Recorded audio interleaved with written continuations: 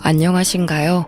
저는 지옥 같은 시집살이를 겪고 재작년 합의 이혼을 마친 40대 아줌마입니다. 저는 부모님 아래 늦둥이로 태어났는데요. 제 위에는 10살 터울 친오빠 하나 있고 엄마 아빠 이렇게 4가족이에요. 제가 늦둥이라서 사랑도 참 많이 받고 자랐답니다. 그렇다고 오냐오냐 큰 건 아니었고 저 또한 그 사랑을 알아서 부모님과 부모님 같은 친오빠에게 말썽 한번 부리지 않으려고 노력하면서 컸죠. 그렇게 화목한 가정 아래 지내던 제가 성인이 되자마자 지옥살이를 겪게 될 줄은 상상도 못했습니다. 그게 바로 결혼이었고 결혼은 제 인생에 잊지 못할 큰 오점으로 남은 기억들이거든요. 제가 어떤 시집살이를 겪고 이혼까지 갈 수밖에 없었는지 얘기 한 번만 들어주시겠습니까? 부모님보다 저를 무척 사랑해주고 아껴주던 친오빠가 제가 중학교 때 외국 생활을 하러 떠났는데요. 저 그때 얼마나 울었는지 모릅니다. 친오빠가 저 때문에 미국행을 일주일 미뤘다가 떠났던 기억이 있네요. 떠나고도 제가 걱정되었던 친오빠는 꼬박꼬박 문자로 저에게 안부를 물어줬어요. 덕분에 친오빠에 대한 그리움을 조금 달랠 수 있었죠. 부모님도 제게는 정말 은혜로운 분들이세요. 부부싸움을 하더라도 자식들 앞에선 최대한 숨겼거든요. 개인적인 다툼 때문에 자식들 마음에 상처 주는 건 안 된다는 사상을 가지고 계셨어요. 저희 집은 형편이 어려운 편에 속했어요. 그럼에도 불구하고 화목했죠. 웃음 가득한 그 가정 아래 저는 성적도 좋았고 밝고 맑게 자랐습니다. 부모님 말로는 제가 다른 집 아이들처럼 사춘기가 와도 투정 한 번 안 부려서 걱정을 했다네요. 그 말을 듣고 내가 그랬나? 하면서 얼마나 웃었는지 몰라요. 저도 부모님도 친오빠도 이대로면 우리 가족에게 인생의 고비는 딱히 없을 거라 생각하며 살았습니다. 그런데 그런 단란한 가정을 큰일이 날 정도로 뒤집어 놓은 건 다름 아닌 저였는데요. 고등학교를 졸업하고 20살이 된 무렵 저는 형편을 생각해 대학을 포기했어요. 부모님이 보내주려고 했고 친오빠도 개인적으로 연락 와서 자기가 돈 벌고 있으니까 학교 가라고 했는데 저 하나 때문에 가정에 부담을 주고 싶지 않아서 저도 돈 버는 길을 택했었죠. 나중에 공부가 정말 하고 싶으면 그때 대학을 가겠다고 하면서요. 그렇게 시작한 사회생활이 대학가 술집에서 아르바이트를 하는 거였습니다. 저도 언젠가는 연애를 해서 결혼을 하게 되겠지 생각한 적은 있었는데 그게 갓 성인이 된 이 시기에 올 줄은 몰랐어요. 대학가 주변이다 보니 대학생들이 많이 왔는데 그중에 남편도 있었던 겁니다. 남편은 서빙하는 저를 보고 계산할 때 찾아와서 연락처를 물었는데요. 저보고 귀염상이라고 자기 스타일이라서 그러는데 술 한잔 하고 싶다길래 번호를 줬었죠. 저는 모난 곳 없이 사랑만 받고 컸던지라 추잡스런 접근이 무엇인지 전혀 모를 때였어요. 바로 이게 제 인생에서 가장 큰 실수였고 지옥으로 가는 직행 열차였던 겁니다. 저는 남편과 술을 마신 그날 이후 3개월 만에 임신을 했다는 사실을 알았고 무섭다는 이유만으로 그걸 한 달이나 숨긴 채 소가리를 했습니다. 임신 4개월이 되던 차 몸이 이상한 게 느껴져서 할 수 없이 부모님께 알렸죠. 그 사실을 듣고 저희 부모님이 한 일주일은 알아누우셨어요. 한 번도 혼난 적 없던 제가 그때 처음 부모님께 혼이 났는데 얼마나 큰 잘못을 했는지도 그때 알았습니다. 너무 무섭고 죄송했죠. 그렇게 남편에게 알리고 시댁 귀에까지 들어가게 된 건데요. 시댁은 저를 싫어했는데 그래도 남편은 제 편이 되어 주었어요. 물론 결혼 한두 달까지는요.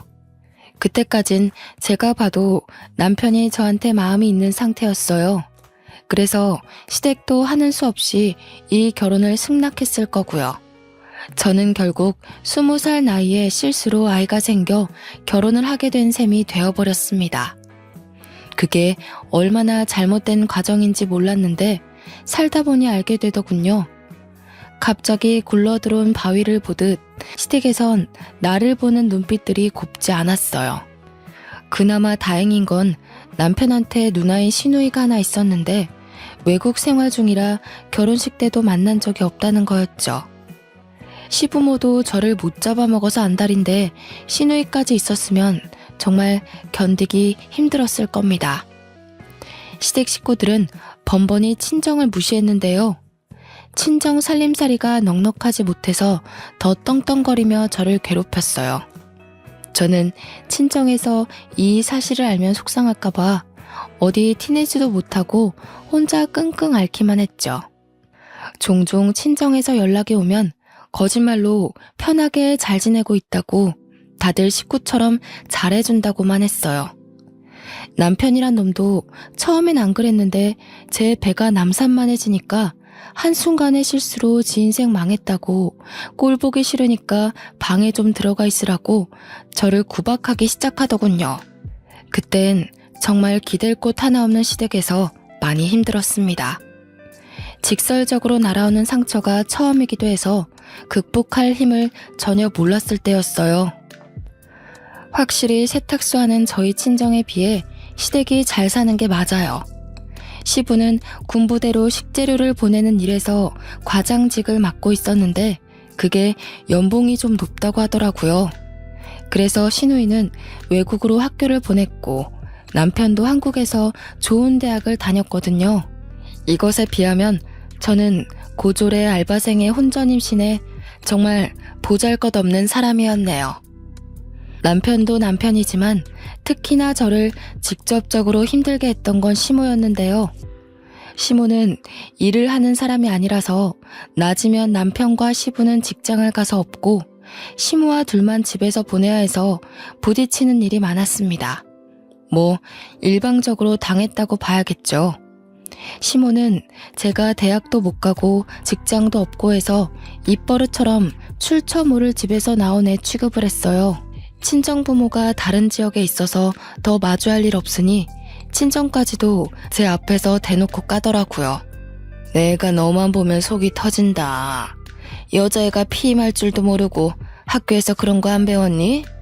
아니면 작정하고 우리 아들 발목 잡고 싶어서 숨긴 거야? 진작 말했으면 애 지웠을 거 아니야. 내가 쪽팔려서 며느리가 대학도 못 나온 애라고 어디 말도 못해. 아이고 내 팔자야.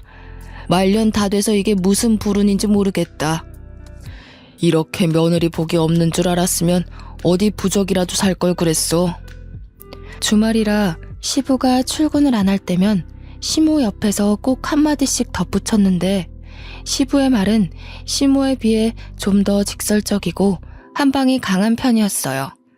두 분은 제가 화장실을 갈 때도 거실에 앉아 눈을 부릅뜨고 지켜봤거든요. 화장실 안에서 소리도 못 내겠더라고요. 그런 환경에서 어떻게 아이가 버텼는지 모르겠어요. 너무 스트레스 받아서 유산될까 싶었지만 다행히 아이는 건강하게 태어났거든요. 정말 사랑스러운 아들이었어요. 태어난 아들에게 엄마의 비참한 꼴을 보이고 싶진 않았는데 저는 예나 후나 식사 자리에서도 시댁과 겸상을 하지 못했습니다. 어디랐니? 저기 청소 덜 됐더라. 거실에 먼지 구덩이 한가득이야. 저거 먼저 닦고 와서 먹으렴. 앉기 전에 샤워 싹 하고 먹어. 먼지 잔뜩 묻히고 밥상머리 앉는 거 아니다. 항상 밥 먹을 때가 되면 시모가 제게 일을 시켰어요. 저는 그 의도가 무엇인 줄 알지만 눈치 없는 척하며 고분고분 행동했죠. 시댁 식구들이 식사가 끝날 때까지 돌아가지 않기도 했어요. 그래도 어린 아들 밥은 먹여주더라고요. 그거면 됐다 생각하며 하루하루 스스로를 다독이며 살았습니다. 저는 결혼하고 나서부터 밤에 혼자 올 때가 많았는데요. 언젠가부턴 너무 서럽던 나머지 아들이 깬 걸 알면서도 울음을 참지 못해 소리 내는 날이 늘어갔어요. 저와 남편은 제 배가 부르고 나서부터 각방을 썼는데 아들은 꼬박 저와 함께 자더라고요. 남편은 지 자식인데도 아들을 불편해하는 티를 내서 아들도 아빠 옆에 잘 안 갔거든요. 제가 이 각박한 공간에서 버틸 수 있는 유일한 이유는 바로 제 아들 때문이었어요. 아들이 없었다면 더는 버티지 못하고 가출을 했을 거고 친정에도 알리지 못해서 밖을 떠돌다가 여기저기 끼니를 구걸했을지도 모를 일이죠. 시댁의 거침없는 질타는 제 아들도 예외가 아니었는데요. 시모는 제 아들이 말을 알아듣기 시작하고부터 대놓고 앞담을 일삼았습니다. 으이구, 지엠이 닮아서 공부도 더럽게 못하네. 손주라고는 하나 있는 녀석이 공부를 이렇게 안 하면 쓰나. 네 아빠나 네 고모는 다 머리 좋은 사람인데 하필 닮아도 애미의 못난 부부만 닮았다니. 내가 손주 복까지 없는갑다. 아이고 머리야. 시모는 제 아들이 성적이 못 나와도 편식을 해도 어디 다쳐서 와도 전부 제 피가 섞여서라고 했습니다.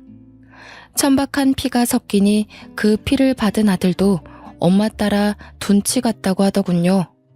저는 저를 욕하는 건 1000번 만번 참을 수 있지만 제 아이를 욕하는 건 엄마로서 참을 수가 없었어요. 아이가 한두 살 커갈수록 구박이 심해져서 몇 번은 아이를 계속 피신시켰지만 그것도 한두 번이지 계속은 무리가 있잖아요. 최대한 시부모님을 안 마주치게 하고 싶은데 한 집이다 보니 그렇게도 못하고요. 그저 부디 아들이 몰라주길 바랬는데 어느 날 아들이 방에 단둘이 있을 때 정말 가슴 찢기는 말을 하더라고요. 내가 바보 같아서 엄마가 자꾸 할머니한테 혼나는 거야? 내가 잘하면 엄마 안 혼나도 돼? 나 때문에 엄마가 혼나는 것 같아서 미안해. 나 이제 바보 안 될게. 할머니한테 그만 혼나게 해줄게, 엄마. 고작 6살 되는 아들이 저한테 미안하다고 다 자기가 모자라서 그런 거라며 자기 탓을 하는데 그날 저는 크게 억장이 무너졌죠. 한참 못 모를 아이 입에서 어떻게 이런 말이 나올 수가 있단 말입니까? 그 순간 저는 여태 뭘 하고 있는 건가 싶으면서 아들 하나 지키지 못하고 도망치기만 했다는 생각에 회의감이 들었습니다. 며칠 후 여느 때처럼 시모가 아들의 실수를 가지고 나무랄 때가 있었는데 아무리 그래도 어떻게 아이한테 자꾸 그런 심한 말을 할 수가 있나 싶어 그날은 저도 시모에게 대꾸를 했습니다. 어머님, 제가 미우신 거면 저만 나무라세요. 이 어린아이가 뭘 그렇게 잘못했다고 그런 모욕을 주세요? 어머님 때문에 애가 벌써부터 눈치가 늘어서 더 실수하는 거잖아요. 뭐야? 몇 년 좀 살았다고 이 시애미가 웃음니? 이제 대드네. 처음 우리 집 왔을 때는 고개 쳐받고 들지도 못하던 년이 올해 엄마 노릇 좀 하고 싶은가 보지? 제발 애 앞에서 말 좀 가려주세요. 어른이면 어른답게 아이 앞에서 모범을 보여야 하는 거 아닌가요? 제 아들 잘못 크면 어머님께서 책임지실 거예요? 어머님 손자잖아요. 어머님 아들 핏줄이잖아요. 버르장머리 없는 것이 어디라고 목소리를 높여? 니까짓 게 감히 이 시애미한테 훈수질하는 거니? 기가 막혀서 그동안 한 소리 하지 못해서 어떻게 참았다니? 이렇게 시애미 잡아먹을 것처럼 노려보고 싶어서 얼마나 벼르고 있었냐고. 저 분명 경고했어요. 또 제 아들한테 나쁜 소리 하시면 저 계속 안 참을 겁니다. 어머님이고 아버님이고 저는 제 아들만 생각하고 행동할 거예요. 그러고 나서 애 앞에서 제 꼴이 더 우스워질까봐 또다시 황급히 피하는 걸 택했습니다. 닫힌 방문 밖으로 시모가 소리 지르며 당장 나오라고 겁주긴 했다만 아들 챙기면서 애써 무시했죠. 솔직히 무서웠거든요. 이렇게 누군가와 싸워본 게 처음이라서요. 손을 덜덜 떨면서 아들 옷을 갈아입히는데 아들이 그 고사리 같은 손으로 제 얼굴을 문질러 주더라고요. 몰랐는데 제가 울고 있었나 보더라고요. 아들이 엄마 울지 말라고 안아주기까지 하는데 저는 그저 엄마가 이 모양이라 아들에게 미안할 뿐이었습니다. 그래도 그때가 처음으로 시모한테 대들어본 순간이었는데요. 두세 마디 대들어서 그런가 그동안 꽉 들어찼던 응어리가 좀 뚫리는 느낌이더라고요. 약간은 숨통이 트이는 듯 했죠. 제 아들은 참 고맙게도 살얼음판 같은 환경에서 잘 커주었어요. 아들이 중학생이 되었을 무렵 사진으로만 봤지 아직 한 번도 만난 적 없는 시누이한테서 연락이 왔는데요. 미국에서 선물을 보내왔더라고요. 주말 아침부터 시부모님과 남편이 신이 나서 선물을 막 구경하대요. 듣자 하니 시누이가 새로 사귄 남친이 있는데 결혼을 앞둘 정도로 오래 만났고 깊어졌다고 해요. 그 남친이 시댁 식구들에게 주는 선물이라고 그러더군요. 감히 바랬던 건 아니었지만 시부, 시모 남편의 선물은 있는데 저와 아들의 것은 없었어요. 당연한 건데도 시누이와 시누이의 예비 신랑이 미웠습니다. 그깟 선물 필요 없지만 이런 식으로 어린 아이한테 상실감을 줄 필요는 없잖아요. 하필 그날이 아들 생일이었는데 중학생이 된 아들에게 엄마가 돼서 새 가방 하나 사주지 못해 마음에 걸렸던 참이었거든요. 생일날 선물 하나 사주려고 요번에 남편이 주는 생활비를 조금씩 아껴서 돈을 빼놓긴 했다만 시댁 식구들의 저 꼴을 보고 반충동적으로 오후에 집을 나섰어요. 나가서 남자 아이들한테 인기 있는 새 가방 하나를 구입했죠. 이거 하나 사는데도 시모가 저보고 갈 데도 없는 년이 어딜 돌아다니냐며 쏘아붙이던 걸 무시하고 나와서 산 거예요. 아들, 생일 축하해. 엄마가 케이크도 해주고 싶은데 빵집에 케이크가 다 팔렸다네. 촛불 못 불어서 미안해. 초등학교 때 매던 가방 들고 다니느라 불편했지? 엄마가 진작 사줬어야 하는 건데 너무 늦었다. 마음에 들어? 매번 제 눈물을 닦아주기만 했지 한 번도 눈물을 보인 적 없던 아들이 그날 제가 주는 선물을 받고 울더라고요. 어느새 저보다 커져버린 아이가 일어나서 저를 안아주는데 사춘기라 말수가 줄었던 아들이 제게 이런 말을 했습니다. 미안해 엄마. 내가 너무 어려서 아무것도 해줄 수가 없어서 미안해. 너무 고마워. 내가 빨리 커서 얼른 어른이 돼서 엄마를 이 지옥 구덩이에서 꺼내줄게. 엄마가 내 엄마라서 난 이미 행복하니까 나한테 미안해하지 마. 이때 들은 아들의 말을 저는 아직도 생생하게 기억하고 있어요. 아들이 이런 생각을 하고 있는 줄 몰랐거든요.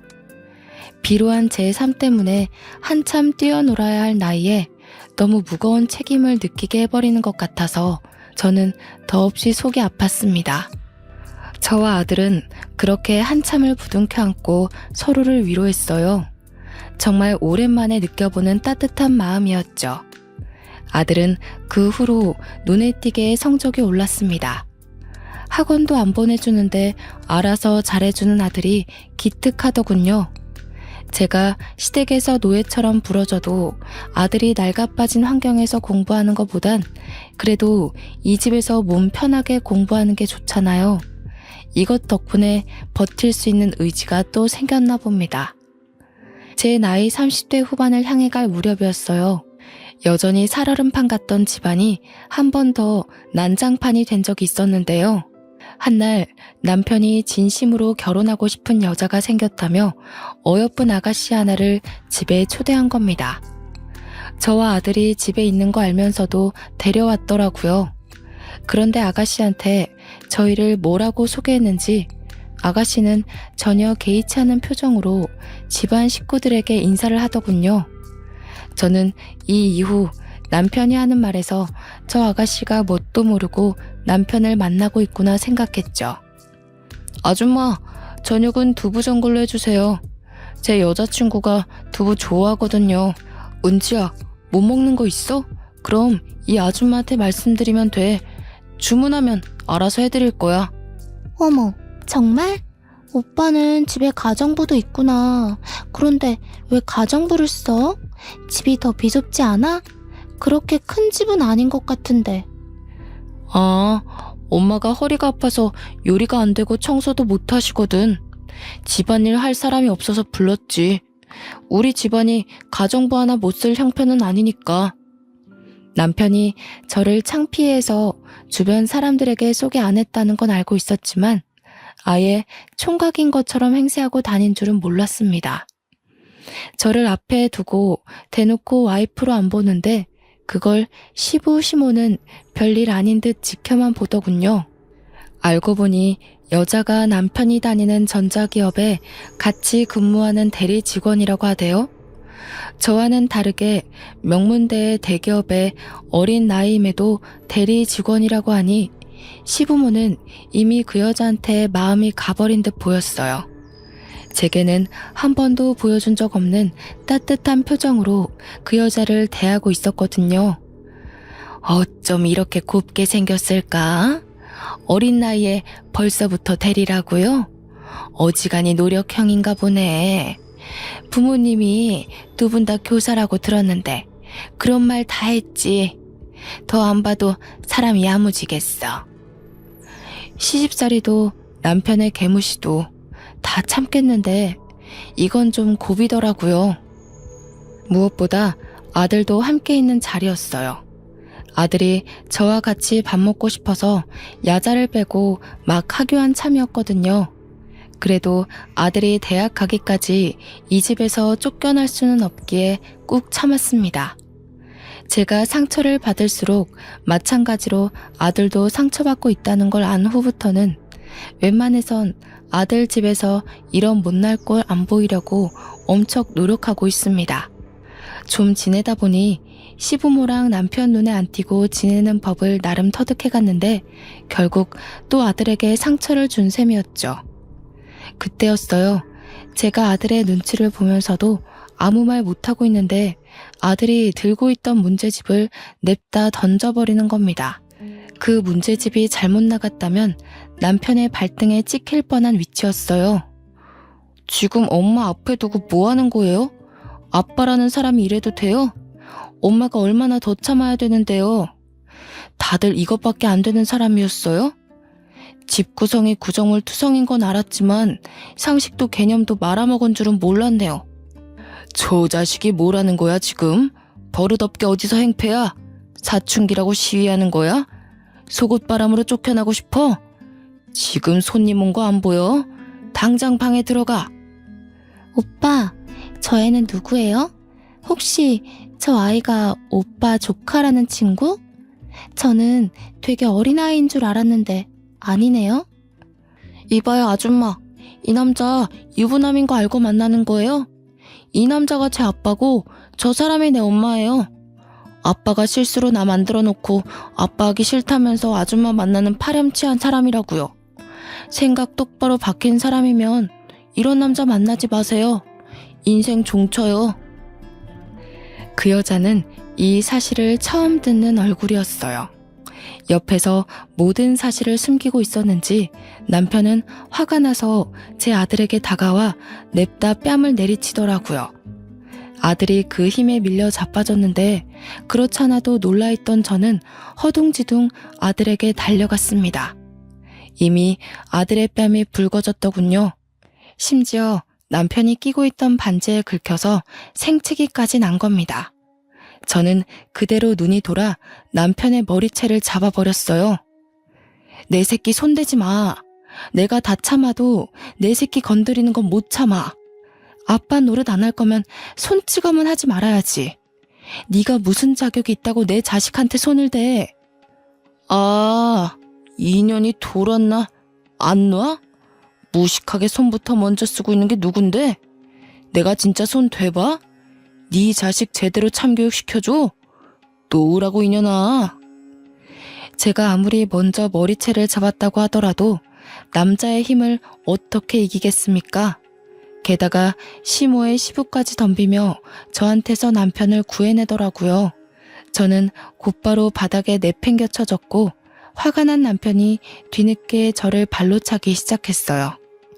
머리끝까지 화난 남편이 눈에 뵈는 것 없이 저를 마구 밟는데 그걸 보고 놀란 여자는 불이 나게 도망을 가버렸습니다. 여자가 소리 지르는 바람에 남편이 아차 싶었는지 급하게 여자를 쫓아가더군요. 아들이 저를 감싸 안으며 상태를 살펴주는데 남겨진 우리에게 이젠 시부와 시모가 호통치기 시작했어요. 이래서 못 배워먹은 놈들은 상종을 하면 안 되는 거였는데 진작에 낙태를 했어야 했어. 유산을 시키던지 해서 우리 아들 발목 못 잡게 했어야 했다고. 어쩌자고 이런 썩은 족쇄에 걸려서는 새끼나 애미나 어쩜 이렇게 똑같은지 모르겠네. 아이고 속 터져. 그렇게 아끼는 네 새끼 데리고 당장 우리 집에서 나가. 나가서 길바닥에 나앉은 구걸을 하든 알아서 하고 당장 내 눈앞에서 꺼져. 더러운 것들이 집에 드니까 집안 꼴이 이 모양이지. 시부가 아들 품에서 저를 잡아 끌며 현관 밖으로 내쫓으려는데 그걸 아들이 쫓아와서 말렸어요. 뭐 하시는 거예요? 우리 엄마한테서 그 더러운 손 치우세요. 할아버지가 무슨 자격으로 우리 엄마를 만져요? 그래요. 이딴 집 냄새나서 살기 싫으니까 나갈래요. 비키라고요. 아들의 힘에 밀려난 시부는 다 늙은 몸이라 힘 한 번 못 써보고 바닥을 굴렀습니다. 시모가 놀라서 시부를 부축했는데요. 동네방네 들릴 정도로 어린 놈의 새끼가 지 할애비 죽인다고 막 악을 쓰더군요. 저는 아들의 부축을 받고 그대로 시댁을 나오게 되었어요. 저와 아들의 꼬라지를 보면 가출보다는 쫓겨난 게 더 어울리는 사정이었죠. 저 혼자 쫓겨난 거라면 어디 골목 구석에 가서 하룻밤 보내면 되겠다만 아들이 있는 상황에서 그럴 수는 없었어요. 아들마저 저처럼 비루한 삶을 살게 할 수는 없잖아요. 그래서 어쩔 수 없이 친정에 연락하게 되었는데 10여 년 만에 제 사정을 처음 고백하는 순간이었죠. 집을 나왔다는 제 사정을 듣고 놀란 친정은 새벽임에도 그 먼 거리를 달려서 저와 아들을 데리러 왔습니다. 왜 여태 말 안 했어? 어떻게 사람이 사람한테 이런 짓을 할 수가 있냔 말이야. 당장 앞장서거라. 내가 오늘 가서 사돈 같지도 않은 그 시궁창 집안 다 때려 부실 테니까.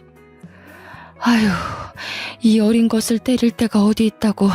우리 새끼 얼굴 흉진 것 좀 봐. 아니, 아빠라는 사람이 어떻게 지 아이 뺨을 쳐? 할애비 되는 사람은 또 이걸 지켜만 봐? 무슨 그런 집안이 다 있다니. 우리 손자 얼마나 놀랐겠어. 친정 부모는 저와 아들의 몰골을 보고 많이 화가 나서 시댁을 알려주지 않으면 경찰을 통해서라도 찾아낼 심산이었어요. 친정 부모님의 재촉에도 제가 머뭇거리고만 있자 아들이 대신 나서서 시댁 주소를 알려주는 겁니다. 일이 커지는 게 걱정되어 말해주길 망설였던 건데 불안한 눈으로 아들을 바라봤더니 아들이 그냥 손을 꼭 잡아주더군요. 그런데 하필 가는 길에 친오빠한테 전화가 오더라고요. 시차가 달라도 친오빠는 한국이 새벽인 줄 알아서 전화를 안 하는데요. 급한 일인가 싶어서 엄마가 전화를 받았어요. 어머, 한국 왔다고? 이렇게 갑자기? 그래, 결혼할 여자가 있다고 했지? 근데 아들, 우리가 지금 집에 없어. 급하게 순이 시댁에 가는 중이다. 글쎄, 그 집에서 내 딸 몰골을 거짓골로 만들어놨잖니. 내 귀한 손자 뺨까지 때리면서 꺼지라고 했다더라. 뭐라고요? 그게 무슨 말이에요? 순이 다쳤어요? 저번 달까지만 해도 그런 말 없었는데. 지금 순이랑 같이 있는 거예요? 시간이 몇 시인데 이 시간에 사람을 밖에 내보낸다니요. 순이 이 미련한 것이 시댁에서 종살이 하면서도 말을 안 했더라고. 혼자 끙끙 앓기만 하고 10년 넘게 굴려지며 살았다는 거야. 너 순이 성격 알잖아. 어디 말썽 한번 부린 적 없는 애라는 거. 자기네들이 뭔데 내 딸한테 함부로 욕하고 손찌검을 한다니? 순이 이 녀석을 정말. 그래서 어디에요? 지금 갈게요. 그 집 주소 좀 보내주세요. 저도 들은 이상 가만 못 있어요. 거기 가서 뵐게요, 엄마. 친오빠가 10여 년 만에 한국을 돌아왔는데 결혼 준비를 하기 위해서라고 했어요. 결혼할 여자도 한국 여자라고 했고요. 기쁜 소식으로 돌아온 오빠에게 여동생이란 작자가 이런 못난 꼴로 맞이해서 그것도 미안했습니다. 친오빠가 절 얼마나 걱정하고 있을지, 저 때문에 얼마나 화가 났을지 저는 알거든요. 어릴 때 친오빠는 제가 친구한테 빌려준 볼펜을 못 받고 있을 때 직접 나서서 그 친구를 참교육시키는 사람이었어요. 늘 저를 과하게 아껴주고 든든한 뒷배가 되어준 사람이라는 말이죠. 제 2의 아빠와도 같은 사람인데 제가 시댁에서 처맞고 살았던 소리를 듣고 얼마나 눈이 돌았을지가 보였어요. 이때는 오히려 시댁이 걱정되었네요. 상대적으로 가까웠던 우리가 먼저 시댁에 도착했고 엄마가 나서서 무작위로 초인종을 눌렀습니다. 한참 반응 없던 대문이 열리고 남편이 짜증 가득한 얼굴로 나오는데 아빠가 그대로 머리채를 잡고서 집 안으로 밀고 들어갔습니다. 진짜 누구야? 뭡니까? 장인어른께서 여길 왜... 우선 이거 놓으시고 말씀하세요. 갑자기 찾아와서 왜 이러세요? 잠깐만요, 장인어른. 그래, 이 자식아. 내가 네 장인어른이다. 감히 내 딸을 쥐잡듯 잡으면서 부려먹었겠다. 내 딸이 당한 상처만큼 너도 오늘 처맞을 줄 알아. 나 오늘 네 뼈 하나 부러뜨리기 전까지 집에 안 간다. 거실에서 대판 소란이 나니 방 안에 있던 시부모도 자다 일어나 놀라서 튀어나오더군요. 어머머, 사돈어른 아니세요? 연락도 없이 왜 오셨어요? 근데 지금 뭐 하시는 겁니까? 남의 귀한 자식을 왜 그렇게 쥐어뜯어요? 다짜고짜 야밤에 찾아와서 놓으세요 좀. 네 자식 귀한 건 알고 내 자식 귀한 건 왜 몰랐다니? 이 옆에 내야. 너 우리 딸 어떻게 손댔어? 이렇게 손댔니? 이렇게 잡고 흔들었어? 10년 넘게 이런 식으로 우리 딸 가슴에 대못 박은 거야? 엄마가 자기 아들 살리려는 시모의 머리끄댕이를 사정없이 잡아당겼는데요. 평소 탈모가 있던 시모의 머리카락이 후두둑 빠지는 거 아니겠어요? 어머머, 내 머리카락. 이봐요, 안사돈. 도대체 이게 무슨 행패란 말입니까? 내 머리카락 어떡해? 내가 여기 돈을 얼마나 들이고 있었는데. 시모가 소리 지르며 절망하는데 엄마는 아랑곳 않고 또 시모의 머리끄댕이를 잡으려 했어요. 그러자 시부가 다급히 말리더라고요. 엄마도 여자인데 시부는 완전 제압하는 식으로 엄마를 떼어냈습니다. 안사돈, 그만 못해요? 경찰에 신고하기 전에 당장 나가요. 이 야밤에 이게 무슨 짓입니까? 식구끼리도 주거 침입죄 성립되는 거 몰라요? 이런 식이면 저희도 더 이상 사돈 대우 못 해드려요. 엄마가 시부한테 힘을 못 쓰고 있자 우리 아들이 나서서 엄마한테 힘쓰는 시부를 떼어냈어요. 시부는 그런 손자에게 네가 벌인 짓이냐고 고래고래 호통치더군요. 그때 도어락 비밀번호를 치고 누가 들어왔는데요. 응? 이 집에 더 들어올 사람이 없는데 싶었는데 친오빠랑 웬 여자가 같이 등장하는 겁니다. 정말 오랜만에 보는 친오빠였지만 마냥 반길 수 없는 상황이었어요. 그런데 친오빠가 어떻게 시댁집 도어락을 열고 들어올 수가 있지? 생각하던 와중이었죠.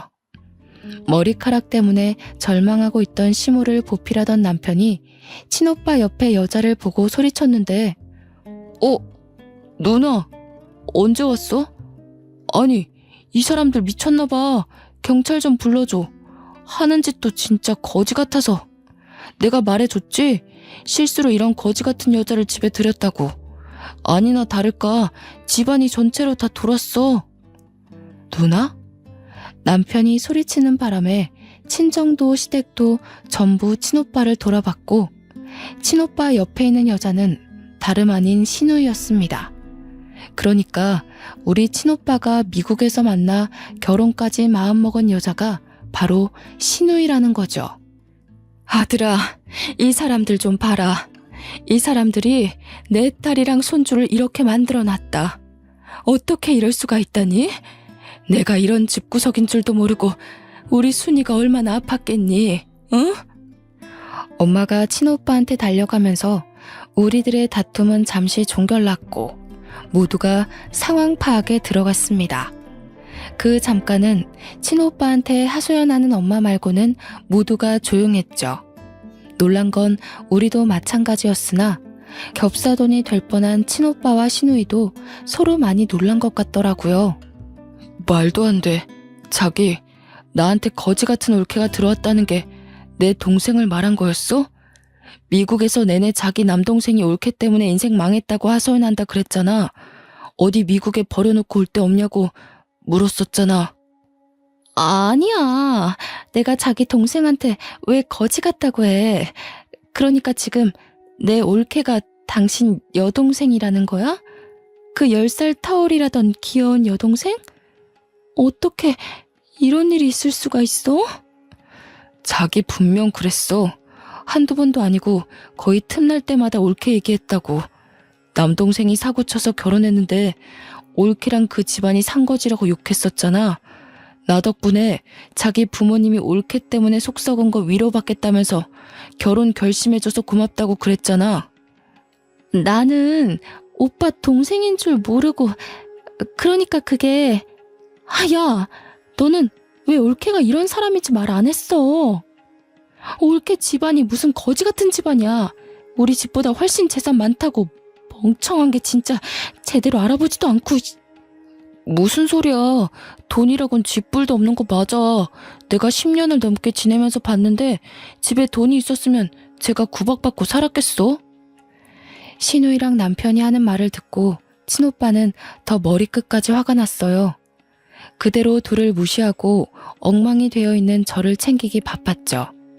그리고는 신우이랑 이야기하면서 어안이 벙벙해져 있는 남편에게 다가가 냅다 주먹을 날리는 겁니다.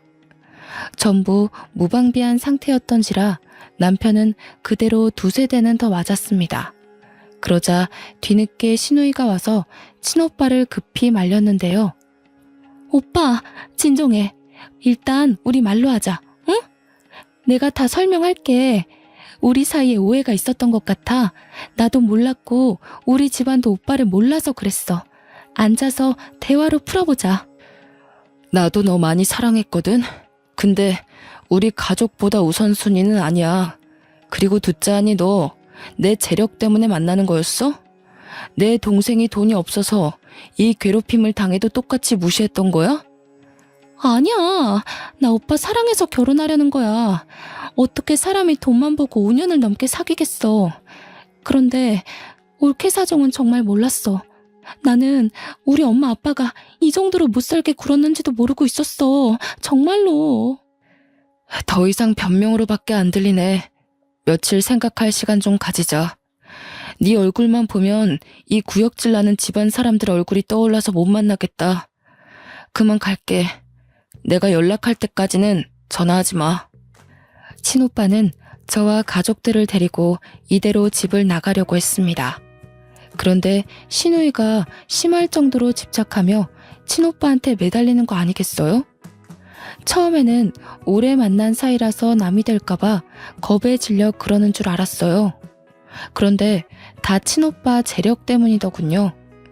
저는 시댁살이 하느라 몰랐는데 알고 보니 우리 오빠가 미국에 보험계리사 자격증이 있는데 그 자격증이 국내 10명 내외로만 가지고 있을 만큼 대단한 거라고 하더라고요. 친오빠가 다니는 미국 회사에선 한국 보험사가 딱 2명 있는데요.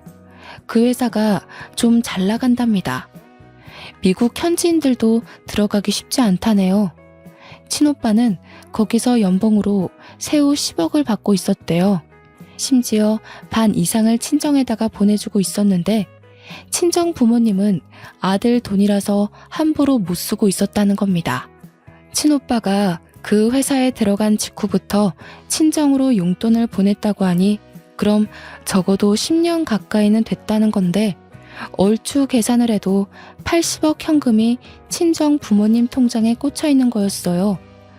저희 친정이 40년째 세탁소를 하고 있거든요. 벌이가 대단히 많지는 않다만 그래도 그 벌이로 저와 친오빠를 키울 만큼은 된 형편이었어요. 시댁에서 하도 무시를 해서 그렇지 동네 세탁소 치고 나쁘지 않은 벌이었습니다. 또 친정 부모님이 워낙 알뜰해서 돈을 허투루 쓰지 않는데 매달 적금까지 했으니 대략 90억이 그냥 뜬 돈으로 있는 셈이었죠. 당연히 부동산 재산은 빼고 말씀드린 겁니다. 친오빠가 친정으로 돈을 보내주고 있는지 몰라서 저 또한 저희 집 재산을 모르고 있는 실정이었거든요. 저도 시댁과 마찬가지로 좀 놀랐답니다. 시누이는 매정하게 돌아서는 친오빠를 더 붙잡으며 시댁 사람들한테 고래고래 소리치기 시작했어요. 빨리 와서 무릎 꿇고 빌어 다들. 엄마 아빠 지금 어떤 사위를 놓치게 생겼는지 알아? 이 사람이 얼마나 대단한 남자인지 아냐고. 우리 집 수준에 이런 남자 만날 수 있을 거라고 생각해? 내 수준에 이런 사위 다시는 있을 것 같냐고. 부모가 돼서 왜 딸앞길을 막아? 왜 내 인생 망가뜨려? 당장 잘못했다고 빌라고. 시누이가 굉장히 한성가라는지 시댁들이 다들 아무 말도 안 하고 벙쪄 있더라고요. 그때 친오빠한테 얻어맞은 남편이 먼저 상황을 파악하고 급히 제게 다가와 손을 붙잡았습니다. 남편 손, 결혼식 때 잡아보고 처음 잡아보는 거였어요. 당신한테 오빠가 있었어? 왜 말 안 했을까? 나는 그런 줄도 모르고. 미안해 여보. 진작 말했으면 내가 여보한테 더 잘했지. 그동안 내가 심했지? 진심으로 사과할게. 못 배운 사람이라고 천박하다 욕할 때는 언제고 이제 와서 이러는 건 너무 속보이지 않아? 내 아들한테 손대고 바람 피고 나 사람 취급 안 할 때가 불과 어제야. 당신이 어제까지만 해도 날 개 취급했다고. 바람을 폈어? 이 썩을 놈이 심지어 바람까지 폈다고? 야, 그 여자 어딨어? 그 여자도 당장 데려와. 소송 때려서 빨간 줄 그어줄 테니까 당장 연락해. 아닙니다, 장인어른. 정말 죄송합니다. 전 몰랐어요. 장인어른 장모님께서 이런 대단한 자녀를 두신 줄도 모르고 잘못했습니다. 이렇게 빌게요. 한 번만 용서해 주시면 안 될까요? 이제부터 지극정성으로 따님 모실게요. 구질구질하게 이러지 마. 집안 재력이 어떤지 알면 잘하고 모르면 막대해도 되는 거니? 그래, 네 말대로 합의 이혼하자. 네가 그렇게 주구장창 노래 불렀던 합의 이혼 해줄게. 그리고 오빠, 절대 이 집이랑 엮이지 마. 돈에 미친 사람들이야. 친오빠가 저를 정말 많이 아낀다고 했잖아요. 그래서 친오빠는 늘상 부모님보다 제 말에 더 끔뻑 넘어가는 사람이었어요. 그래, 네가 아니라고 하면 아닌 거야. 순이 너 말대로 할 테니까 너도 더는 걱정 마. 이 사람들이랑 다시는 엮이지 않게 해줄게. 오빠 이제 한국에서 일할 거거든. 스카웃 받은 거라 연봉 협상에서 미국 회사에서 받던 것보다 높아. 너랑 우리 조카 내가 책임지고 더는 힘들지 않게 해줄게. 시누이와 관계를 잠시 보류하며 생각해본다던 친오빠는 곧바로 이 자리에서 시누이와의 관계를 끝내버렸어요. 한순간에 의견을 탈바꿈하며 종결을 선언해버리니 시누이 눈이 헷가닥 돌아버리는 겁니다. 더 안 달라서 친오빠를 잡고 늘어지는 걸 이제 저를 잡고 애걸하기 시작하더라고요. 내가 이렇게 빌게 올케. 나 올케 오빠 없이 못 살아. 올케랑 나랑 얼굴 한 번 안 본 사이잖아. 초면이나 다름없는데 어떻게 이리 매정할 수가 있어. 우리 엄마 아빠랑 동생이 괴롭힌 거지. 나는 올케한테 잘못한 거 없잖아. 똑같이 천박한 핏줄이잖아요. 아가씨나 저 인간이나 시부모님 핏줄 받은 건 똑같은데 뭐 얼마나 다를까요? 그리고 그 피를 물려받은 제 아들이 당신들 때문에 엇나갈까 걱정 많이 했거든요. 다행히 시어머니 말대로 제 아들은 제 피만 가득 받았나 보더라고요. 뚝 부러지게 자라주는 것 보면. 저희는 그대로 시댁 식구를 외면한 채 나와버렸습니다. 시부모님은 차마 지네들 체면 구기지 못해서 자식들한테 원망만 듣고 있더라고요. 자기 자식들한테 질타받는 시부모님을 보는데 그것만큼 큰 벌이 있을까 싶었어요. 제가 이혼하러 갈 때도 친오빠는 연차를 내면서까지 동행해 주었거든요. 마음 약한 제가 또 시댁에 휘둘릴까 걱정되었던 거죠. 이혼 서류를 준비를 마치고 시댁으로 들어서는데 며칠 못 본 사이 시부모님 얼굴이 많이 퀭해졌더라고요. 남편도 시누이도 마찬가지였습니다. 시누이는 친오빠를 보자마자 또 달려들면서 매달리는데 많이 울었는지 얼굴이 퉁퉁 부어 있었어요. 남편은 제 일에 방해된다며 시누이를 데리고 잠시 방 안으로 들어갔고 저는 남편과 시부모님이 보는 앞에서 필요한 부분에 도장을 찍어 나갔죠. 여보, 윤우는 어떻게 지내? 한 번씩 윤우 생각날 때 연락해도 될까? 그래도 내가 아빠인데 평생 아빠를 안 보고 살 순 없는 거잖아. 아빠가 이렇게 살아있는데 어떻게 아빠 없이 커? 신경 쓰지 마. 윤우는 이미 초등학생 때부터 아빠 없다고 선생님들한테 말하고 다녔대. 이미 아빠 없이 크는 거에 적응했으니까 괜히 감정 낭비 안 하는 게 좋을걸? 윤우애미야, 우리가 그래도 함께한 정이 있잖아. 다시 한번 생각해 볼 수는 없겠니? 이혼녀 꼬리표가 붙으면 너도 이미지에 타격을 입을 거 아니야. 우리가 생각이 짧았다. 남의 집 귀한 자식한테 너무 모질게 대했어. 반성 많이 하고 있으니 어떻게 한번 생각해봐 줄 수는 없는 거냐? 내가 어디 가서 사정하는 사람이 아니란 거 애미 너도 잘 알 거 아니니. 그런데도 지금 내가 이렇게 사정을 해.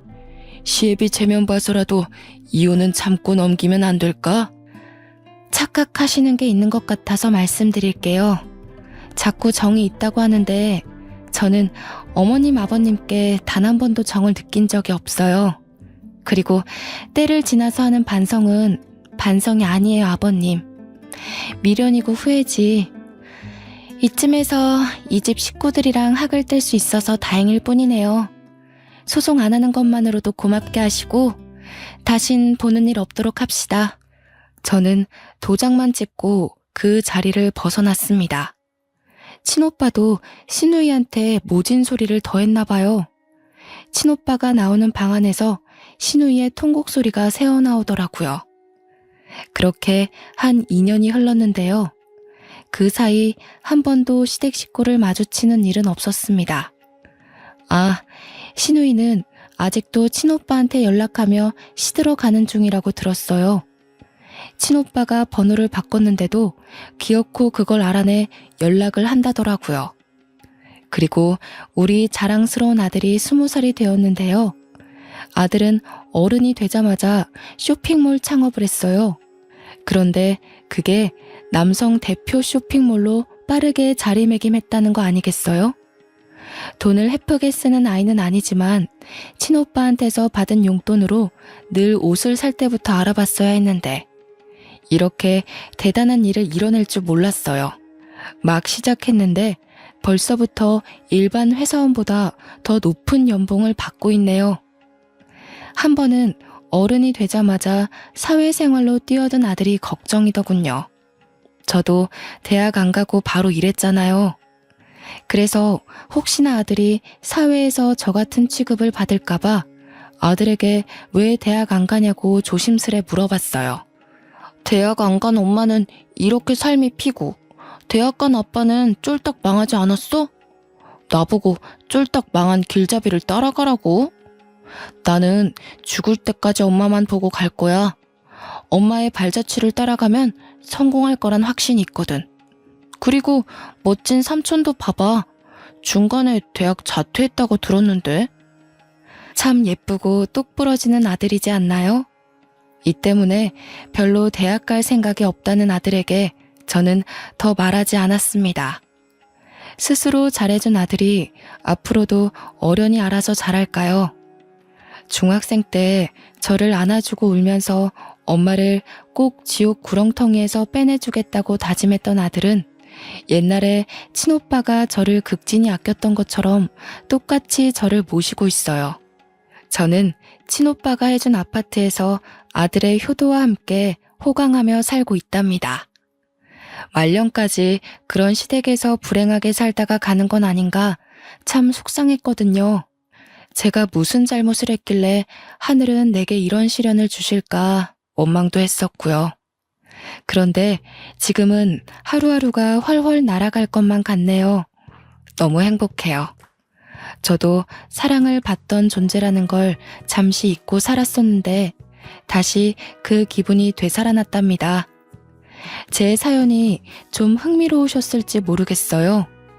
이왕 들려드리는 거 지루하지 않게 해드리고 싶었는데 어떠셨는지요? 피가 마르도록 미움을 받더라도 모두들 사랑받을 수 있는 존재라는 걸 꼭 마음속에 새기셨으면 해요. 이만 글을 마무리해야겠습니다. 아들이 눈 나빠진다고 그만 자러 가자고 하네요. 그럼 지금까지 제 사연 들어주셔서 너무 감사합니다.